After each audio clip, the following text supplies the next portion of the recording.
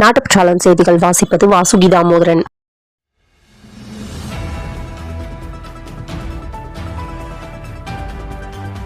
சென்னையில் டாஸ்மாக் அலுவலகத்தை முற்றுகையிட முயன்ற தமிழ்நாடு பாஜக தலைவர் அண்ணாமலை, எம்எல்ஏக்கள் வானதி ஸ்ரீனிவாசன், சரஸ்வதி, தமிழிசை சவுந்தரராஜன் ஆகியோர், பொன் ராதாகிருஷ்ணன், ஹெச் ராஜா, வி.பி. துரைசாமி உள்ளிட்ட மூத்த தலைவர்களும் 100க்கும் மேற்பட்ட தொண்டர்கள் அனைவரும் ஆங்காங்கே போலீசாரால் கைது செய்யப்பட்டனர். வளிமண்டல சுழற்சி உள்ளிட்ட சில காரணங்களால் தமிழகத்தில் இன்று முதல் 4 நாட்களுக்கு பகல் நேர அதிகபட்ச வெப்பநிலை சற்று குறைவாக பதிவாக வாய்ப்புள்ளது என சென்னை வானிலை ஆய்வு மையம் தெரிவித்துள்ளது. ரேஷன் கடைகளில் வாங்கும் உணவுப் பொருட்கள் எடை குறைவாக உள்ளது என்பது நீண்ட கால புகார். அடுத்த மாதம் 1ஆம் தேதி முதல் தமிழகம் முழுவதும் ரேஷன் கடைகளில் எடை போடும் எலக்ட்ரானிக் தராசை பில் போடும் ப்ளூடூத் மூலம் இணைத்து பில் போடும் நடைமுறை அமலுக்கு வர உள்ளது.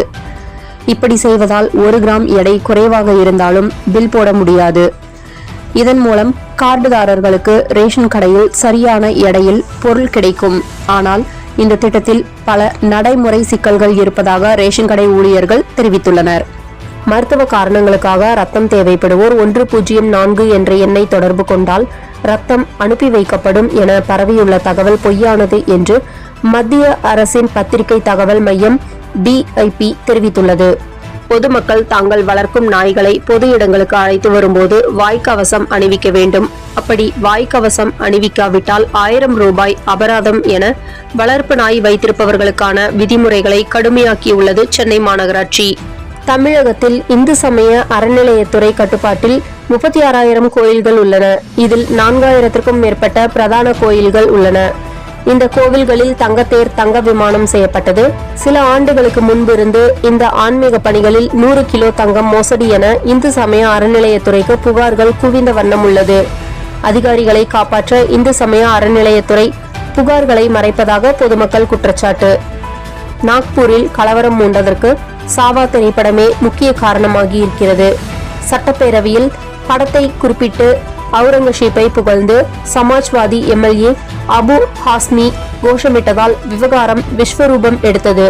சத்ரபதி சம்பாஜி நகரில் உள்ள அவுரங்கசீப் சமாதியை அகற்ற கோரி இந்து அமைப்புகள் போராட்டம் நடத்தினர். அப்போது புனித நூலை அவர்கள் எரித்ததாக வதந்தி பரவியதால் வன்முறை மூண்டு கலவரமாக வெடித்தது.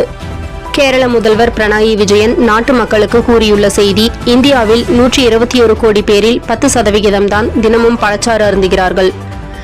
நாம் பெப்சி மற்றும் கோகோ கோலா குடிக்கும் போது இந்த 3600 கோடி ரூபாய் நம் நாட்டின் பணம் வெளியே செல்கிறது. பெப்சி மற்றும் கோகோ கோலா நிறுவனங்கள் சுமார் 7000 கோடி ரூபாய் வரை ஒவ்வொரு நாளும் பெறுகின்றனர்.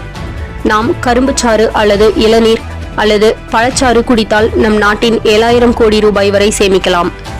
விவசாயிகளுக்கு அவற்றை கொடுத்தால் நம் விவசாயிகள் யாரும் இனிமேல் தற்கொலை செய்து கொள்ள மாட்டார்கள். நாம் பழச்சாறுகள் உட்கொள்ளும் போது 1 கோடி பேருக்கு வருமானம் கொடுக்கும் 10 அல்லது 20 ரூபாய் வரை கிடைக்கும். பழச்சாறு நாளடைவில் 10 அல்லது 5 ரூபாய் வரை கிடைக்கும். இந்திய பொருட்கள் ஆதரவு மற்றும் நம் நாட்டின் நிதி வலுவடையும்.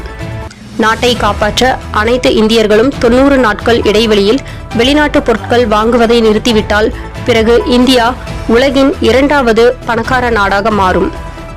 வெறும் 90 நாட்களில் ரூபாய் மதிப்பு டாலருக்கு சமமாக இருக்கும். நாம் அனைவரும் ஒன்றாக இணைந்து அதை செய்ய வேண்டும். நாம் இதை செய்யவில்லை என்றால் பிறகு நாம் வெளிநாடுகளுக்கு நம் செல்வத்தை இழக்க நேரிடும். இந்த செய்தி இந்தியர்கள் அனைவருக்கும் சென்றடையும்படி செய்வோம் என கேரள முதல்வர் கூறியுள்ளார். மாதம் தவறாமல் வெளிவரும் நாட்டுப்பற்றாளன் பத்திரிகையின் செய்தியாளராக பணிபுரிய விருப்பம் உள்ளவர்கள் கீழே உள்ள நிர்வாக அலைபேசி எண்களில் தொடர்பு கொள்ளலாம். 7947789115 மற்றொரு எண் 994434 410033. நாட்டுப்பற்றாளன் யூடியூப் சேனலில் விளம்பரம் செய்து பயன்பெறுங்கள். நமது நாட்டுப்பற்றாளன் செய்திகளை அறிந்து கொள்ள யூடியூப் சேனலை சப்ஸ்கிரைப் செய்யுங்கள்.